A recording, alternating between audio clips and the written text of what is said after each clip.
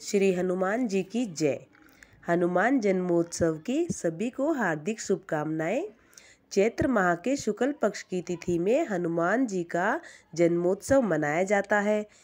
हर वर्ष की पूर्णिमा पर हनुमान जयंती मनाई जाती है। साल भर में 2 बार हनुमान जयंती मनाई जाती है।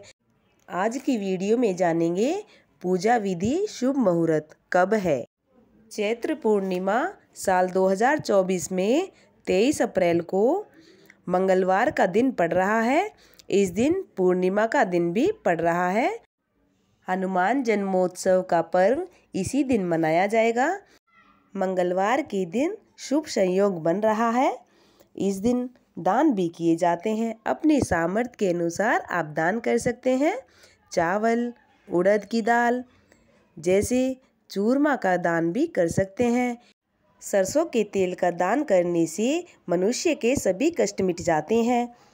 कुछ पूजा विधि में नियम भी होते हैं, जैसे हनुमान जी की पूजा में सूतक काल में पूजा पाठ नहीं की जाती है। जैसे 13 दिन तो बिल्कुल नहीं करनी चाहिए, चाहे सूतक काल में जन्म हो या चाहे मृत्यु हो। बजरंगबली की पूजा इस दिन परिवार में किसी को भी नहीं करनी चाहिए। उपवास रखने वाले भक्तों को व्रत में नमक का सेवन बिल्कुल भी नहीं करना चाहिए, चाहे मंगलवार का दिन हो चाहे जन्मोत्सव का दिन हो। इस दिन नमक का सेवन तो बिल्कुल भी नहीं करना चाहिए। हनुमान जी बाल ब्रह्मचारी थे। वे स्त्रियों के स्पर्श से सदा दूर रहते थे।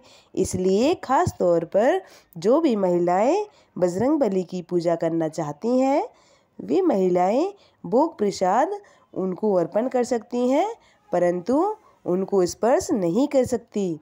भगवान के चरणों में भोग को रख सकती हैं। इस दिन भूल से भी भगवान की तस्वीर को, प्रतिमा को स्पर्श नहीं करना चाहिए। आइए अब सुनते हैं हनुमान जी की कथा, मंगलवार की कथा। हनुमान जी के मंदिर में एक साहूकारनी रोज जाया करती थी। चूरमा की पिंडी और एक रोटी लेकर जाती। कहती, कांधे सोटो लाल, लंगोटो हनुमान जी खाइयो चूरमे और रोटी। एक दिन बुढ़िया माई मंदिर में पूजा करने के लिए चली गई। बहू कहने लगी कि सासू माँ रोज कहाँ जाती हो। सासू माँ कहने लगी कि मैं मंदिर में पूजा करने जाती हूँ, हनुमान जी को चूरमा खिलाने के लिए जाती हूँ। बहू बोलने लगी कि मंदिर में तो ना जाती हो सासू माँ। इस पर बुढ़िया माई नाराज हो गई और अपने घर पर आकर बिस्तर पर सो गई। और सोते सोते 5 दिन हो गए। बुढ़िया माई को हनुमान जी सपने में आए और बोले, तुमने मुझे चूरमा खिलाया, अब आज मैं तुम्हें चूरमा खिलाऊं। हनुमान जी ने चूरमा बुढ़िया माई को खिला दिया। हनुमान जी बोले, रोज तुमने मुझे खिलाया, आज मैं तुम्हें खिलाता हूँ।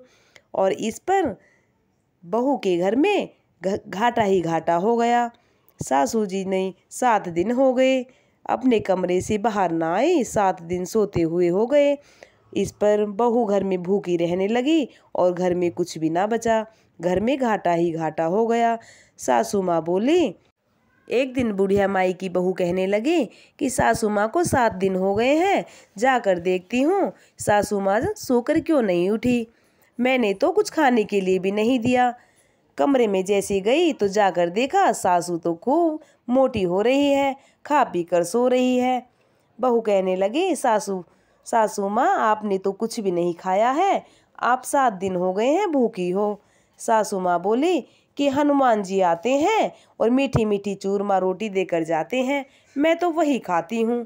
सासू माँ के पैर पड़कर बहू रोने लगी।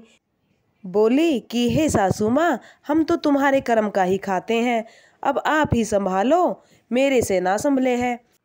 फिर से सासू माँ मंदिर रोज जाती और हनुमान जी को चूरमा रोटी का भोग लगाने लगी। फिर से बुढ़िया माई के घर में खूब अन्न के भंडार भर गए। और जैसे हनुमान जी ने बुढ़िया माई के घर में अन्न के भंडार भरे, वैसे ही हम सब के घर में अन्न के भंडार भरियो।